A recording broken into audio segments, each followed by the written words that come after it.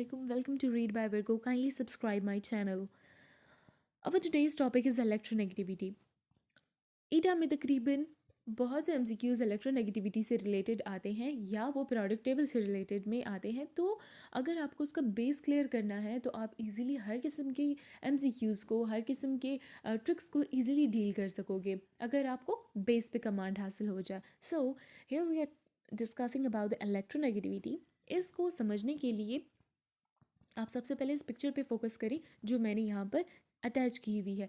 Electronegativity का basic जो concept है भाई वो ये है कि यहाँ पर एक स्ट्रॉन्ग पर्सनैलिटी होती है और वो बाकी के लोगों को अपनी तरफ ईजिली अट्रैक्ट करे। This is basically the basic concept of electronegativity. I hope you got it now कि एक स्ट्रॉन्ग पर्सनालिटी हो और वो बाकी के लोगों को अपनी तरफ इजीली अट्रैक्ट कर सके, या दो ऐसे टीचर्स हों सेम सब्जेक्ट के और उसमें से एक टीचर बहुत अच्छे से पढ़ाए और वो ज़्यादातर स्टूडेंट्स की अटेंशन अपनी तरफ ग्रैब करे और ज़्यादातर स्टूडेंट्स को इजीली सेटिस्फाई कर सके बनिस्बत उस टीचर के जो कि हाई लेवल की स्टडी करा रहा हो और स्टूडेंट्स के लेवल को समझ ना पा रहा हो या वो अपने साथ ही लगा हो। तो ऑब्वियसली स्टूडेंट्स का ज़्यादातर फोकस और अटेंशन किस टीचर की तरफ जाएगा?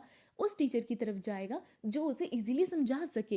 तो ये मैंने आपके लेवल पे आके आपको समझाया है। यहाँ पर देखिए, यहाँ पर एक एग्जांपल शो हुई है कि एक स्ट्रॉन्ग पर्सनैलिटी वाला एटम जिसमें हाईली मैग्नेटिक पावर हो या जिसमें कोई ऐसी अट्रैक्शन पुल हो जो कि बाकी के इलेक्ट्रॉन्स को अपनी तरफ अट्रैक्ट करें। ठीक है, ओके। सो अब हम आते हैं इलेक्ट्रोनेगेटिविटी के बेसिक डेफिनेशन की तरफ।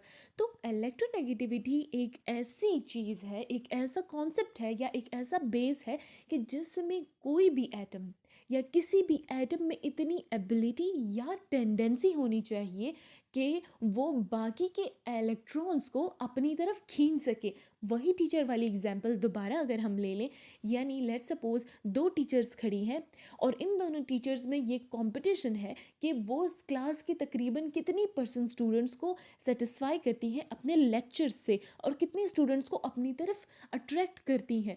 तो ये वही बात हो गई। ठीक है, इलेक्ट्रोनेगेटिविटी का कॉन्सेप्ट भी यही है। तो the tendency of the teacher to attract most of the students to itself. Okay, so it is like the tendency of an atom to attract the electrons towards itself. क्योंकि बेटा आप तो अभी बच्चे हो, ठीक है, आपको टीचर बनने के लिए एटम तक की जद्दोजहद तो करनी पड़ेगी। ठीक है, ओके। तो अब हम आगे आते हैं। यहाँ पर एक और एग्जांपल बताई गई है। दो एटम्स हैं हमारे पास।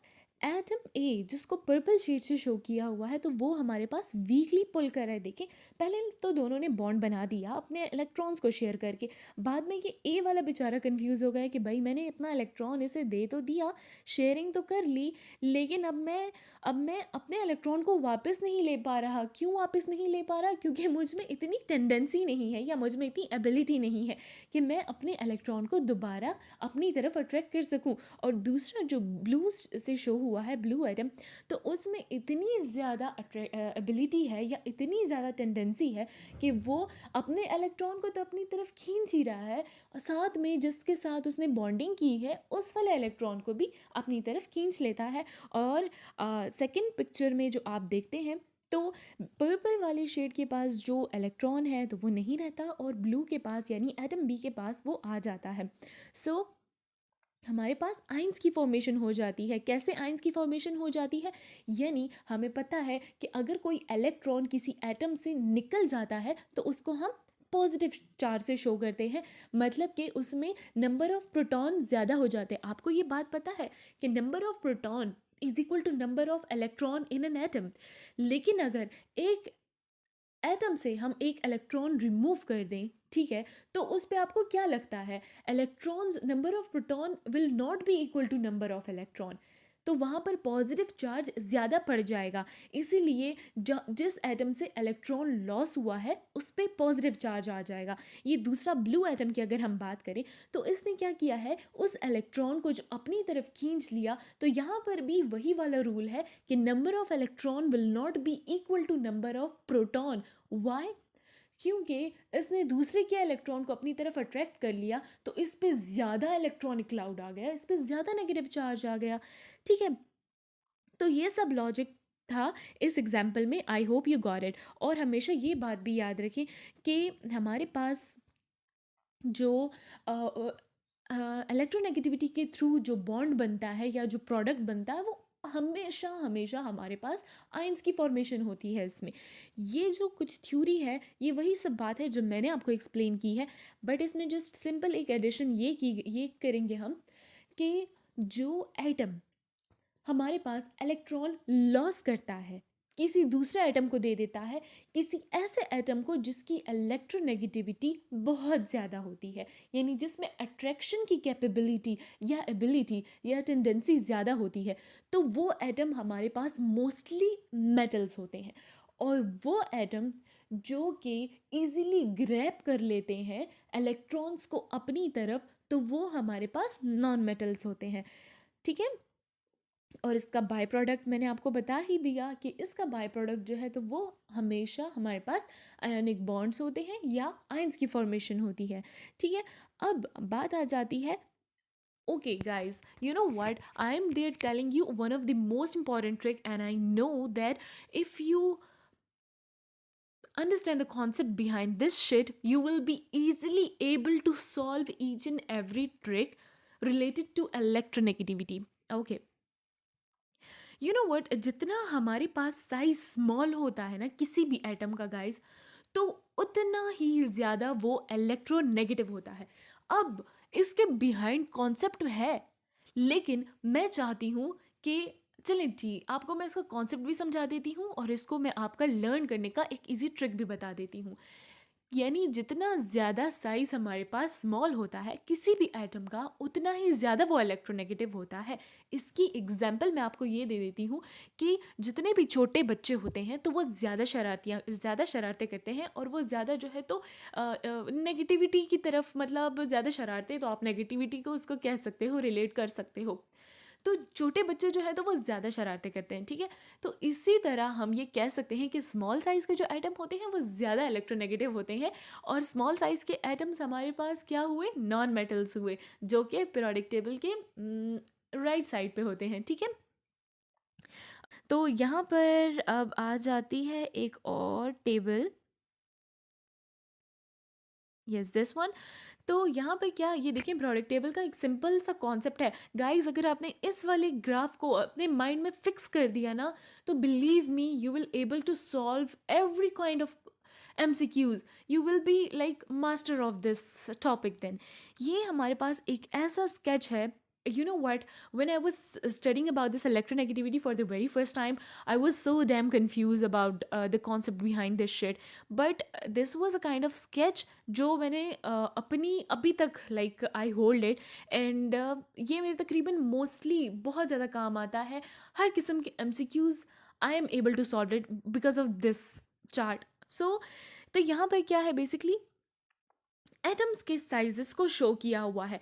यानी प्रोडक्ट टेबल में जब हम हाइड्रोजन हीलियम की तरफ की बात करें ना, तो ये वाला जो साइड है, यानी एस वाली जो ब्लॉक्स हैं, तो वो उनके साइजेस हमारे पास हमेशा बड़े रहते हैं। और जितना ही हम मतलब फर्स्ट 2 3 4 5 6 7 ग्रुप की तरफ आगे बढ़ते जाएं, तो उतना उसका साइज़ छोटा होता जाता है। इससे पहले मैंने आपको एक ट्रिक बताई थी कि जितना साइज़ छोटा होगा तो क्या होगा, जितना साइज छोटा होगा तो क्या होगा, उतनी ही ज़्यादा इलेक्ट्रोनेगेटिविटी बढ़ेगी। तो हम जितना आखिर के ग्रुप्स की तरफ बढ़ेंगे, यानी 6 7 8, तो उतना ही उसका साइज़ हमारे पास क्या होता जाएगा, छोटा होता जाएगा। Now you are getting about this. अब अगर मैं आपको कहूँ कि फर्स्ट 2 ग्रुप के जो एलिमेंट्स हैं उसका साइज़ हमारे पास, उसकी इलेक्ट्रोनेगेटिविटी हमारे पास ज़्यादा होगी या 7 ग्रुप के एलिमेंट्स की इलेक्ट्रोनेगेटिविटी, तो अगर आपको ये कॉन्सेप्ट समझ में आ गया तो आप इजीली हर एक MCQ को इजीली सॉल्व कर सकोगे। तो आप ये वाला जो स्केच है इसको कभी नहीं भूलना कि हमारे पास जो साइज़ है एटम का, तो वो फर्स्ट 2 ग्रुप से लेकर लास्ट ग्रुप्स तक छोटा होता जाता है। लेकिन अगर हम डाउन द ग्रुप जाएं, यानी ऊपर से नीचे की तरफ जाएं प्रोडक्ट टेबल में, तो उसी एटम्स का साइज़ हमारे पास बड़ा होता जाता है। तो आप अगर इस छोटे से ट्रिक को या इस छोटे से स्केच को याद कर लें या अपने ब्रेन में फिक्स कर लें, तो आप इजीली एमसीक्यूज़ को सॉल्व कर सकोगे। तो यहाँ पर हमारे पास इलेक्ट्रोनेगेटिविटी की ट्रेंड को बताया गया है, यानी कि सबसे ज़्यादा इलेक्ट्रोनेगेटिव एटम पीरियोडिक टेबल का वो क्या है, फ्लोरीन। कौन सा है, फ्लोरीन। आपने ये नहीं भूलना, क्योंकि ये वाला फ्लोरीन आखिर तक आपकी जान नहीं छोड़ने वाला। हमेशा एमसीक्यूज़ में ये आता है कि what is the most electronegative atom of the periodic table, so you must be able to say that it is fluorine. Okay, और इसकी इतना आप याद कर ही रहे हो कि मोस्ट इलेक्ट्रोनेगेटिव फ्लोरीन है, तो इसकी इलेक्ट्रोनेगेटिविटी भी याद कर लो कि इसकी जो इलेक्ट्रोनेगेटिविटी की वैल्यू है वो हमारे पास है 4.0। इसी तरह हमारे पास एक और भी था कि सबसे ज़्यादा लीस्ट इलेक्ट्रोनेगेटिव एटम कौन सा है। सो it is, I think, francium या cesium. Yes, they both are the least electronegative. Okay, so I'm not confirm about this least electronegative atoms, so it is your homework. Kindly do search it and उसको comment में ज़रूर mention करें। Okay guys, thank you and I hope कि आपके सारे doubts clear हो चुके होंगे। So just a small reference to all that we studied till now. तो वो हमारे पास सिंपल क्या, इलेक्ट्रोनेगेटिविटी के बारे में हमने आज पढ़ा कि इलेक्ट्रोनेगेटिविटी क्या है, किसी भी इलेक्ट्रॉन्स को अपनी तरफ अट्रैक्ट करने वाले एटम को हम ज़्यादा इलेक्ट्रोनेगेटिव एटम कहते हैं। और ये जो कॉन्सेप्ट है, ये जो फिनोमिना है, इसको हम इलेक्ट्रोनेगेटिविटी कहते हैं। और इलेक्ट्रोनेगेटिविटी के एंड में जो हमारे पास बॉन्ड्स बनते हैं, तो वो आयोनिक बॉन्ड्स बनते हैं या हमारे पास आयंस की प्रोडक्शन हो जाती है। क्यों? क्योंकि यहाँ पर एक एटम जो है तो वो दूसरे एटम से इलेक्ट्रॉन अपनी तरफ प्रॉपरली शेयर नहीं करता, बल्कि बिल्कुल अपनी तरफ पुल कर लेता है, जिसकी वजह से एक एटम में इलेक्ट्रॉन्स जो हैं तो वो ज़्यादा हो जाते हैं, तो उस एटम को हम नेगेटिव चार्ज से शो करते हैं। और दूसरे एटम पर चूंकि एक इलेक्ट्रॉन लॉस हो चुका है, तो उस एटम पर हमारे पास पॉजिटिव चार्जेस जो है तो उसकी तादाद थोड़ी सी ज़्यादा हो जाती है, जिसकी वजह से वहाँ पर पॉजिटिव चार्ज आ जाता है। तो इसका मतलब क्या हुआ, जहाँ पर भी पॉजिटिव और नेगेटिव चार्जेस बने तो उसको हम आइंस कहते हैं। और इसके इलेक्ट्रोनेगेटिविटी के एंड में हमारे पास क्या चीज़ बनती है, आइंस। वो एटम जिसने हमारे पास इलेक्ट्रॉन लॉस किया वो बेसिकली क्या है, मेटल है। और वो एटम जिसने इलेक्ट्रॉन को इजीली अट्रैक्ट किया वो हमारे पास नॉन मेटल है। तो इस बेसिक सी चीज़ को समझते हुए आप इजीली इस टॉपिक पे कमांड हासिल कर सकते हो। एक और बात मैं आपको बताती चलूँ, जितना हमारे पास साइज छोटा होगा उतना ही वो बच्चा शरारती होगा, उतना ही ज़्यादा वो इलेक्ट्रोनेगेटिव होगा। और ये साइज स्मॉल वाले कौन से आइटम्स होते हैं, 6, 7, 8 वाले ग्रुप के एटम्स होते हैं, और ये ज़्यादातर क्या होते हैं, नॉन मेटल्स होते हैं। सो आई होप कि आपके आज इलेक्ट्रोनेगेटिविटी से रिलेटेड सारे डाउट्स क्लियर हो गए हैं। मैंने सिर्फ डेली लाइफ के एग्जाम्पल से आपको इलेक्ट्रोनेगेटिविटी का कॉन्सेप्ट जो है तो वो ईजिली क्लियर करा दिया है। So thank you so much.